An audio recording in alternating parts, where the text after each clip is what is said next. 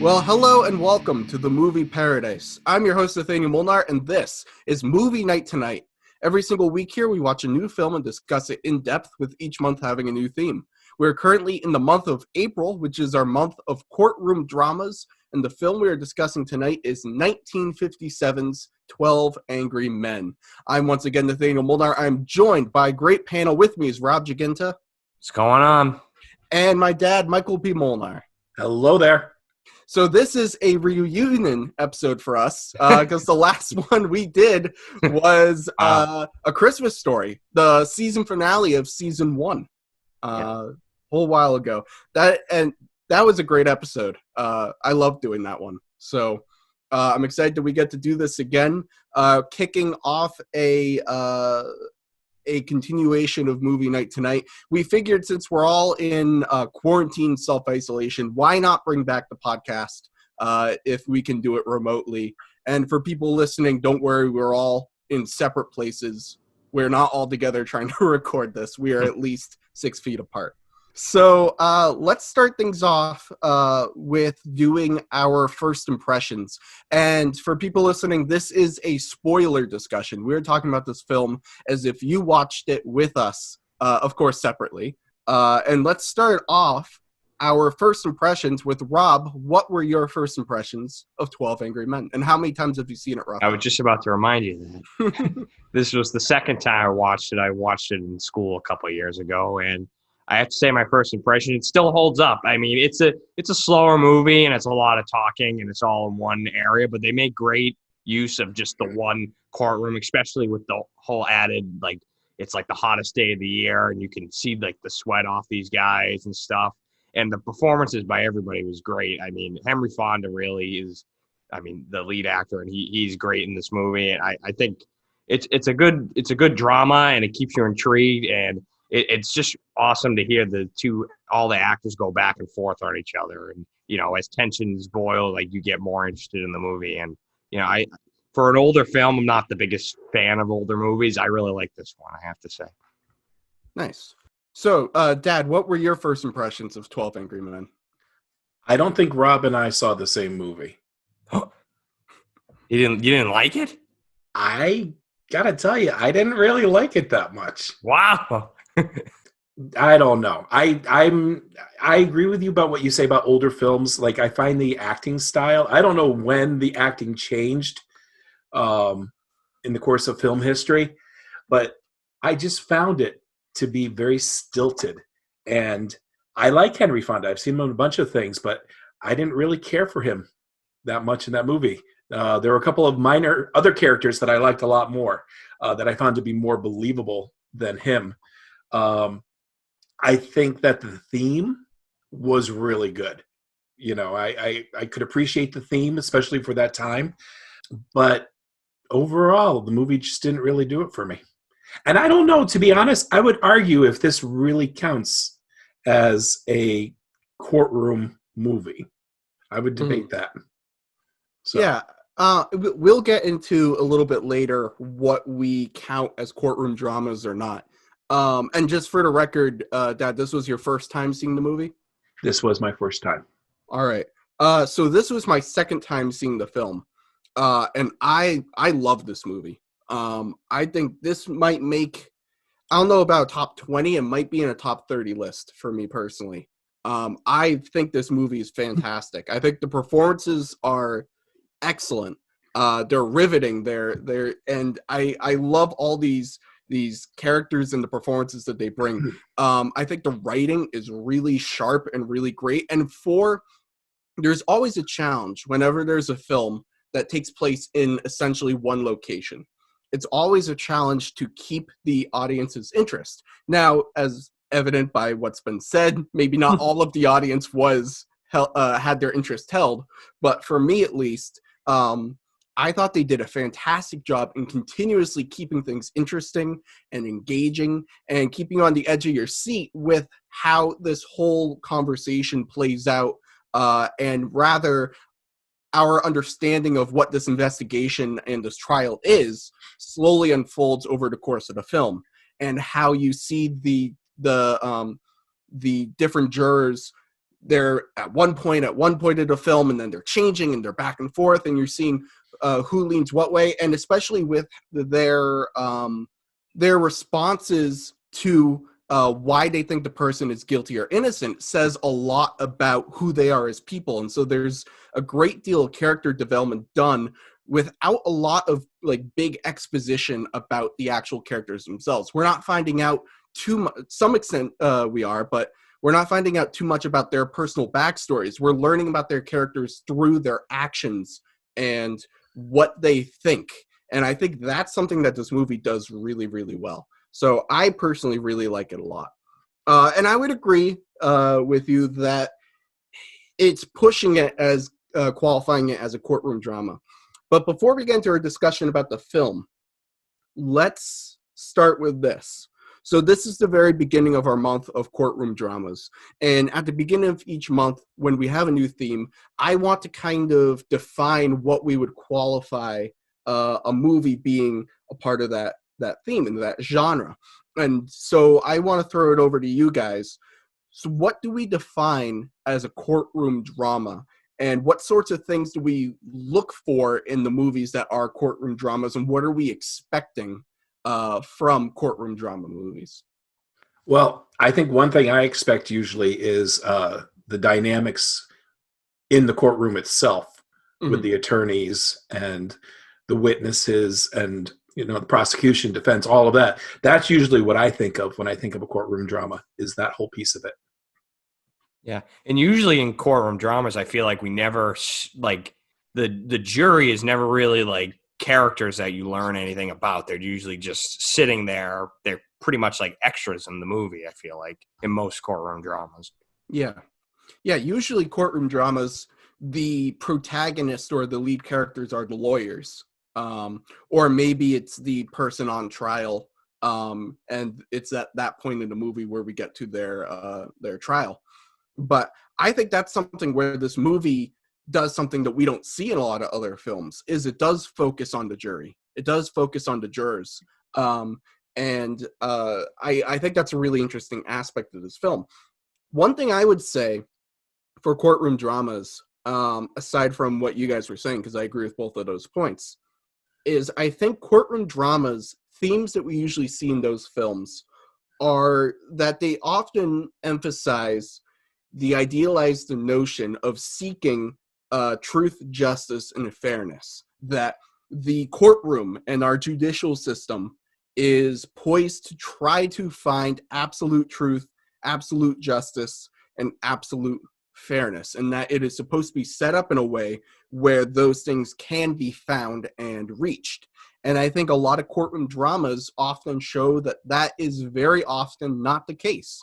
We don't often get true truth. We don't often get true justice, and we often don't get true fairness through the judicial system, or just the way that courtrooms play out.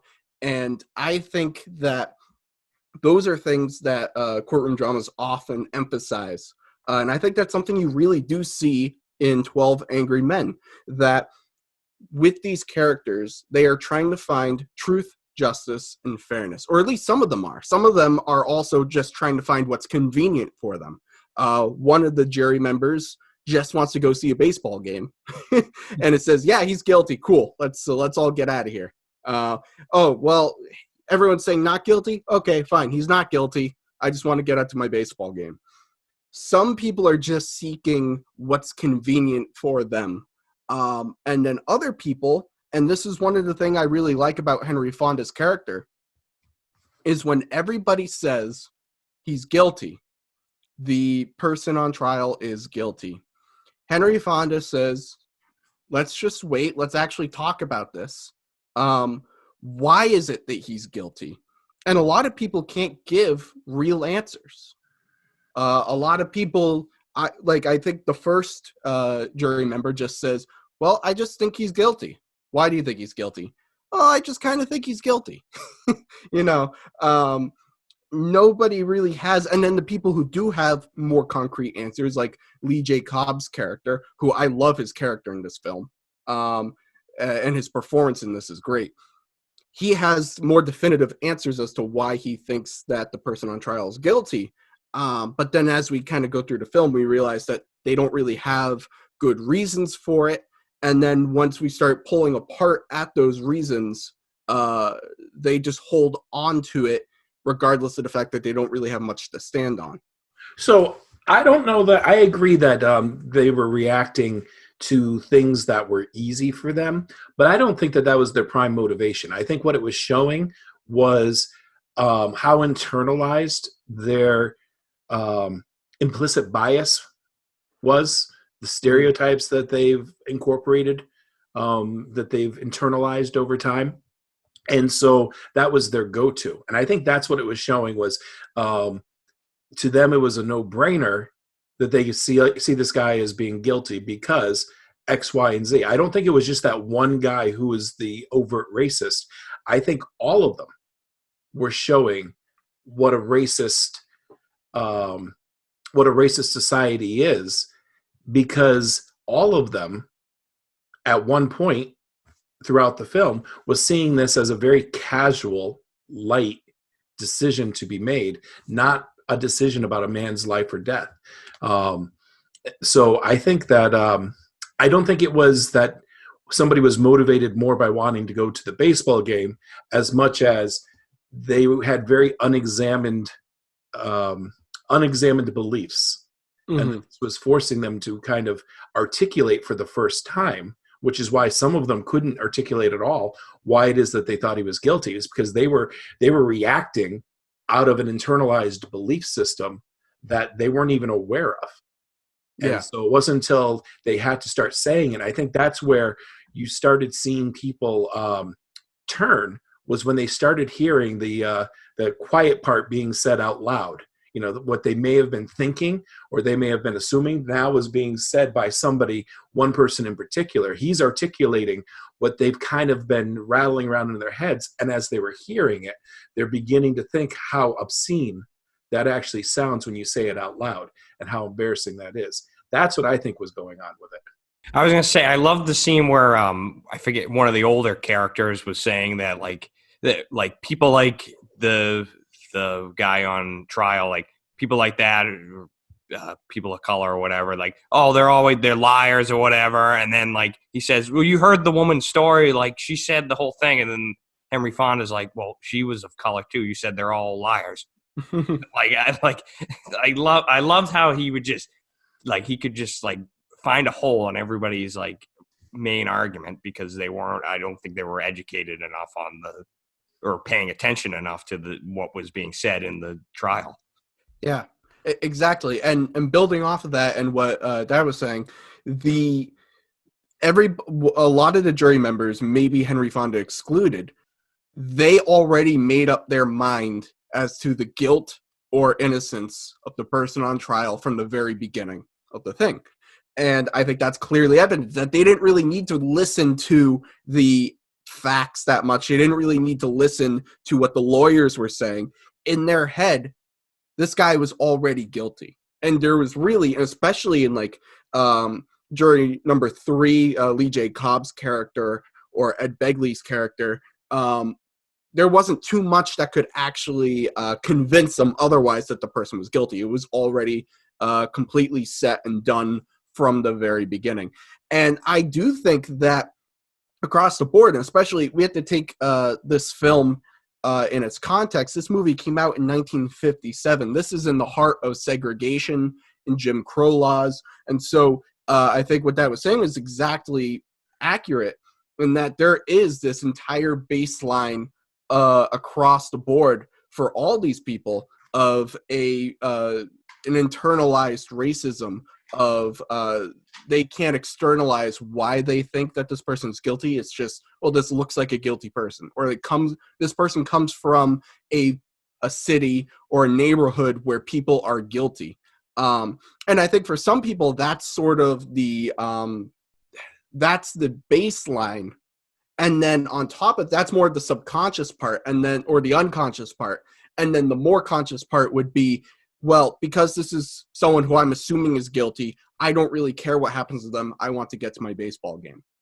And so I think what Henry Fonda's character does really well, and what I really like about the character, is that he halts everybody and says, let's actually look at the reasons why, and keep in mind, we are condemning somebody to death. We shouldn't take this lightly. This shouldn't be, let's quick take a vote and get out so we can go to lunch.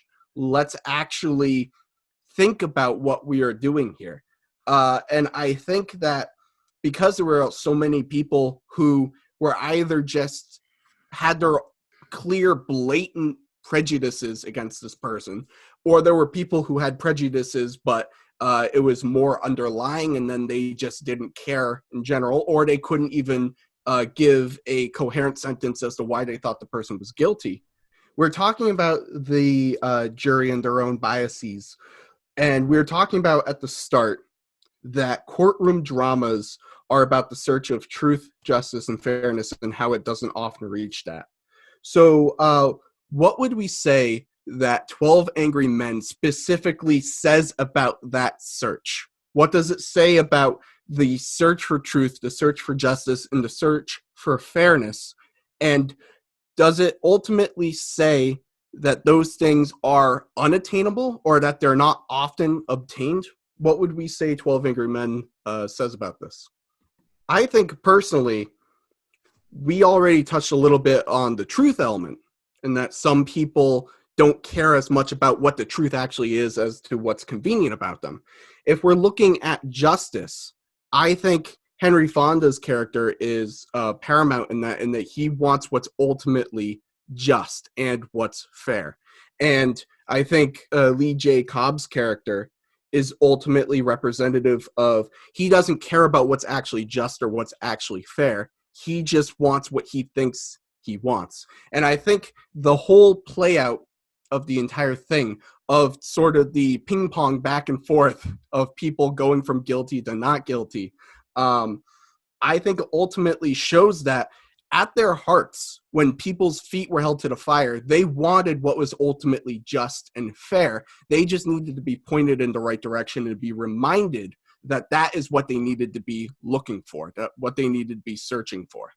And I love how Henry Fonda's character never actually says that he thinks the guy is innocent. He just says, we don't know if he's guilty or if he's innocent. We don't know. Let's talk through it and find what we think is most probable. He was never trying to actually prove that the character was 100% innocent, which I appreciate. Exactly. And I think that's a very good point, because ultimately it's not guilty or innocent, it's guilty or not guilty. And not guilty is not the same thing as innocent. And so for Henry Fonda was trying to remind everybody, this isn't about saying that he's innocent. This is about saying that there is a reasonable doubt as to whether or not he is absolutely guilty. And if we have that reasonable doubt, then we can't say guilty. So I think that's a very good point. I think that this is bigger than racism for a couple of reasons. One, that defendant was Italian. He was not African American.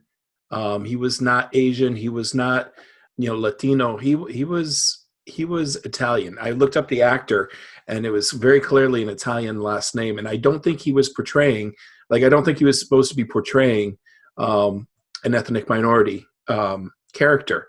And I do know, I know from history that different groups, different populations were on the outs at different times, were treated poorly at different times. This was 57. So in 54 was Brown versus the Board of Education, which was eliminating segregated education. But that didn't happen. Real segregation didn't happen until 64, when the Civil Rights Amendment was put through. So this was at the first third of that decade, right after. So I think that there was a bit of racism that was there, but I think also when you started listening to some of the reactions that people were having, some of it had to do with classism, and some of it I think was operating with biases against young people too. I mean, the big difference between the woman that was the witness, quote unquote witness, and the defendant The only difference between them was, well, she was an older woman. You know, they came from the same background. They came from the same, ethnic background, the same neighborhood and everything. And it seemed almost like, as you were listening to different people arguing things, and I think what I would say is people see what they want to see or what they expect to see, and that's what paints their reality for them. And as you're listening to the different people come to their realization, or they're touching on the hot points, some of them have to do with social economic background. Jack Klugman's character, when he said, wait a minute, I grew up in a place like that. Like, well, we're not talking about you. So there's, you have a crossover of some of the ethnic bias and the socioeconomic bias. But then towards the end, when, it was Lee Cobb's character at the end, his whole thing was his troubled relationship with his son, that he was projecting onto this kid. And that's, to me, that's what was standing in the way for him. So again, that ageism piece, because of troubled past with my son, projected out to be trouble. All young kids are trouble. I don't know. What do you think of that? I think that's a really good point. I was just, as you were talking, I was thinking specifically about Lee Cobb at the end of the film and how he was projecting with his son. I think that's a very good point. I think also what that kind of says to me is sort of the structural flaws of the system of jurors in general, in that there's always going to be people kind of putting in their own biases. It's always going to be in there in some form or another. And there's no real way to get around that. Part of me wonders, what would it's kind of scary for me to think of, what if Henry Fonda's character wasn't in there? And it was someone else who just wanted to go with everyone else and said, yeah, sure, he's guilty. They made up their mind in 5 minutes and that kid would be put to death. Well, the whole point is you're supposed to be tried by a jury of your peers. Mm-hmm. It shouldn't have been 12 angry men. It should have been 12 old white men. Really? I mean, they were, the youngest one was probably in his 40s. Yeah. On that jury. Everybody else was older than that. Now, back then, did you have to be a white man to be on a jury, or could women be on a jury too, or no? I'm not sure of the timeline exactly. I think it was more like, I don't think it was like an actual law or anything, but it was just more white men were the juries. I don't think it was like an explicit Because I'm assuming they had jury duty back then, correct? Yeah. I think they did the premise is flawed in that the defense attorney did a lousy job in advocating for who should be on the jury. Yeah, because I agree with you, Nathaniel. I mean, thank goodness that one of them had a lens to recognize not to take everything at face value. Yeah, and the thinking is that the reason we have the jury system that we have in place, that it's made up of your peers, is that there should be the diversity of lenses so that different people are seeing it different ways. So you don't have to hope that Henry Fonda is going to save the day. Yeah, exactly. One thing I was just thinking of, I wonder, in that room with those characters, had the first person or first couple of people, when they were going around the room saying what they thought their verdict was or what their vote was, if the first person or first couple of people had said not guilty, I wonder how many of those people would have also said not guilty.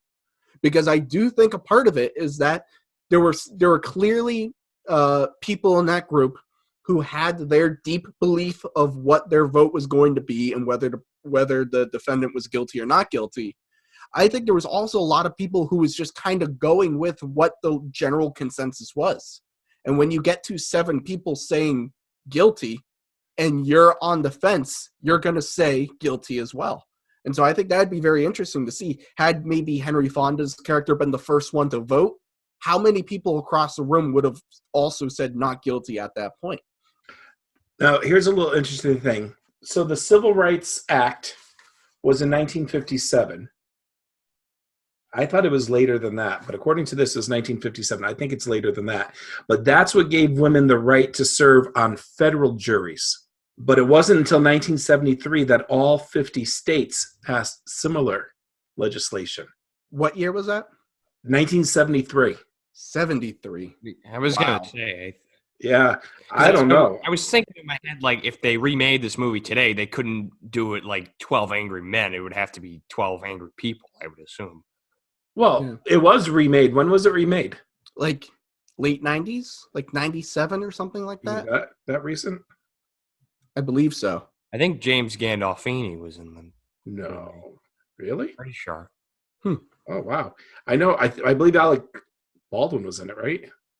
I don't know. I think the guy who played Bubba Gump was in it too, from Forrest Gump. There was a lot of like TV actors. I think it was a TV movie. I believe. I don't know. I'm looking it up. I'd rather see the remake. But going back, I think that part of what this movie does is speak to the herd-minded nature that some people have, that some people just kind of fall in line with what other people are saying. You have the people who are the outspoken ones, and then you have the people who just kind of fall in with what other people are saying. I think this is one of the most important parts of the movie for me, is near the very beginning when you have, I think it was the first jury member, they say, why do you think this person's guilty? Or I think it's when they're going around that they all have to say why they're voting guilty. And he's like, I don't know. I just kind of think he's guilty. You know, like, it's kind of hard to say. I just think he's guilty. And I think that's just so emblematic of the implicit bias that Dad was talking about, as well as the herd-minded nature that some of these people in the room are having, that they'll just fall in line with the dominant position.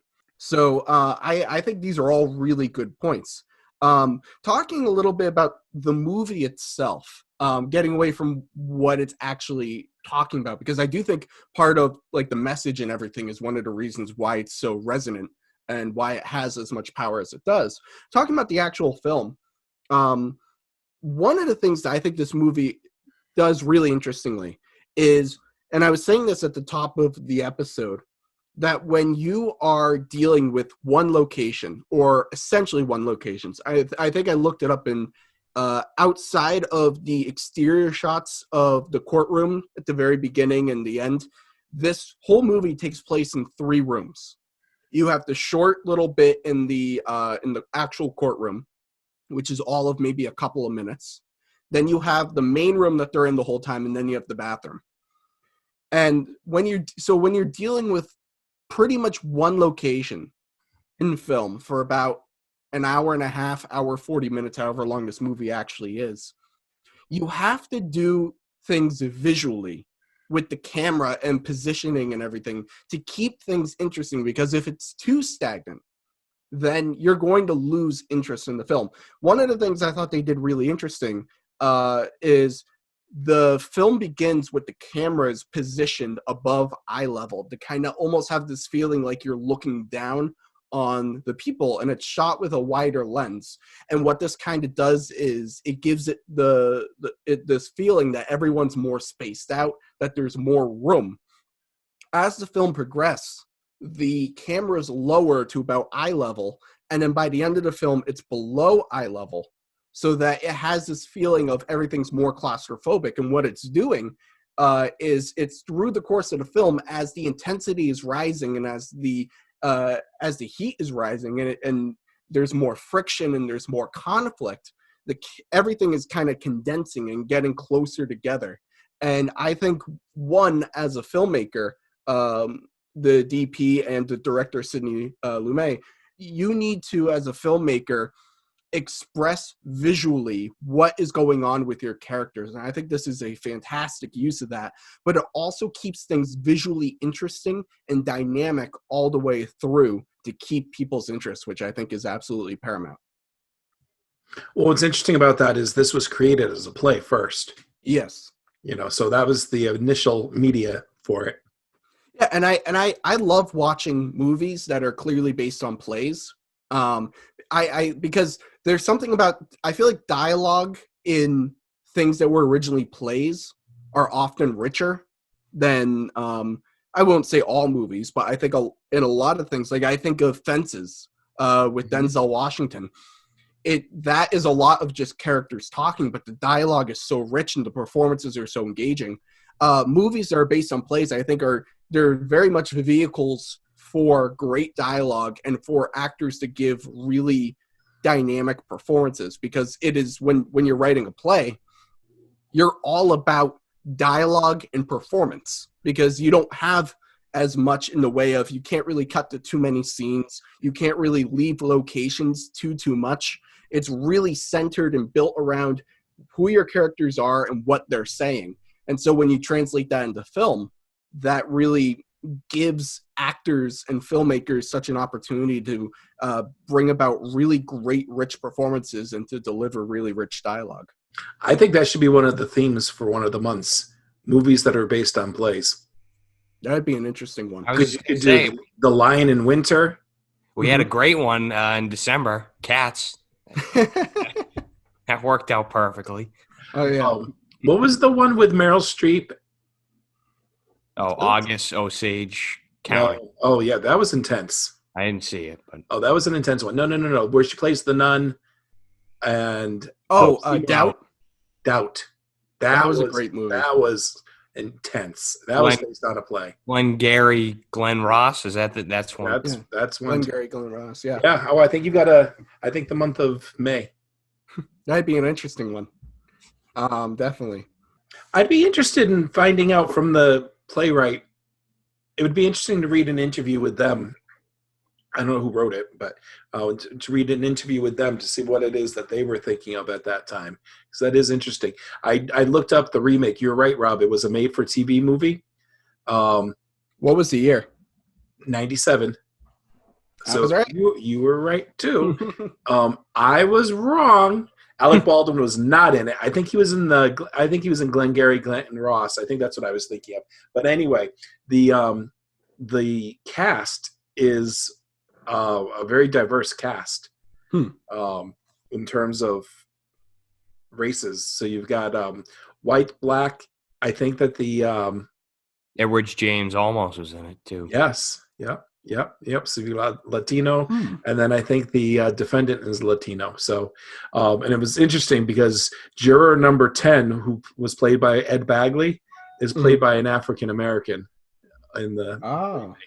So I don't know if they kept the characters the same, or if they changed up the numbers, or what they did. But that would be an interesting take on it.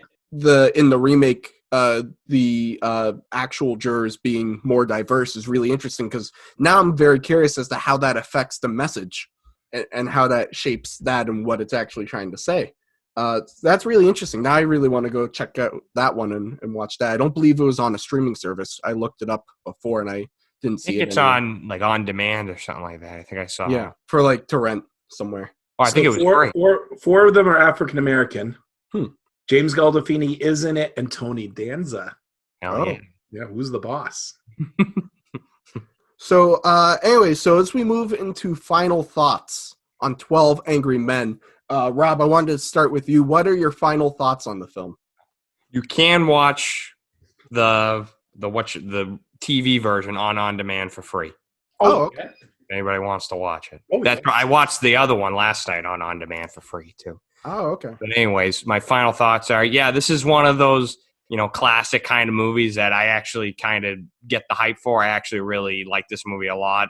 It's definitely a great drama, and I think it has a great message at the end of it, and I really like all the performances. And if I was to give it a score, I'd give it a 3.5 out of 4. Nice. What are your thoughts? I have to give it a score too. You don't have to if you don't want to. Okay. I think that the message was good. I think that it felt a little rushed in terms of too many people had their aha moments very quickly in it. I would much rather see a grittier version of it. So I would be very interested, even beyond the 1997 remake, I would love to see a 2020 remake of that movie. I think that would be very interesting. So I like the premise of it. I'm not a huge fan of 1950s movies and the stilted acting. That to me got in the way. But I appreciate the message, and I do overall appreciate the writing. So Quick question before I give my final thoughts. If they were to do a 2020 remake, would you want it taking place in 2020 or taking place in 1957? 2020. I mean, we've already seen it in 1957. Why would we need to see it again? You know what I mean? Like, if we're gonna get another version of it, I'd want it to be like the newest one possible. Like, That's true. Yeah, I don't know. I think I could be convinced either way. so is the TV version set in 1997, or does anybody? I would think so because Oh yeah, because now it must have been because the judge was played by Mary McDonnell, yeah. McDonnell, and if women weren't even on jury, they wouldn't have been judges either. Yeah. Sure. Like you're saying, I could go either way. I think there's merits to both. I think it would be interesting to see 2020. It would just be kind of a whole different set of things that you're discussing and issues you're getting into. But 57 would also be interesting to kind of take a look at that era, because for this movie coming out, it's coming out in 57. And so there would be benefit to kind of looking back all these years later in sort of a retrospective piece, looking at 1957 and the issues going on, not necessarily as it's actually happening. So I think there'd be benefits to both. Or something like the 1970s. That would be really interesting to see something that took place in the 70s. Yeah, I'd agree with that. So my final thoughts on 12 Angry Men. I really love this movie. I think it's a fantastic movie. I love the performances. It does have that sort of more theatrical acting style that accompanied a lot of early cinema. That's something I overlook, or I can overlook, depending upon the film. And I think it also helps that this is based on a play. So the performances, the writing is more geared towards a more theatrical performance anyways. And so for me, that isn't too much of an issue. I think there are definitely movies where that's an issue for me. For me, it's not as much of an issue for this film. I think the writing is fantastic. I was pretty much on the edge of my seat the entire time. I love how the information kind of plays out. I love the character development. Like I was saying before, through the characters' actions and what they say and do in relating to this case, telling us more about who they are as people, as opposed to them just saying, hi, this is my name, this is where I'm from, this is where I grew up, this is where I went to school, blah, blah, blah, blah. You learn about these people through what they say and do in relation to this case. And I think that is the way that you do character development. And so I thought that was a really well done component of it. I do think that was a good point about the aha moments being a little too close together at the end. That was something I hadn't really thought about, but now that you say it, I think is a good point. I understand why it's the way that it is, just because you are approaching the third act here. The film is ending, and so that's when you would have sort of, if you're looking at the arcs of those characters, that's when that would happen. But I agree, it's kind of all little pushed together at the very end. So it could have been spaced out a little bit more. But overall, I love this movie. If I was going to give it a score, I'd give it a 4.6 out of 5, personally. So that has been our discussion of 12 Angry Men. Next week, we are continuing on with Courtroom Dramas, and we may have to have another discussion about whether or not it's a courtroom drama, because we will be talking about To Kill a Mockingbird. So that's going to be our next film that we'll be discussing. Once again, I'm Nathanael Molnár. I'd like to thank my panel for being here. Thank you, Rob, for joining us. Anytime. And thank you, my dad, Michael P. Molnár. Thanks for being here. No problem. Make sure to like, comment, and subscribe for more content. Be sure to follow us on all of our various social medias at Movie Paradise 99. You can also follow Movie Night Tonight on Facebook, on Twitter, on Instagram at Movie Night TNT. That's Movie Night TNT. And until next week, next Saturday, when our discussion of To Kill a Mockingbird drops online, thank you for watching.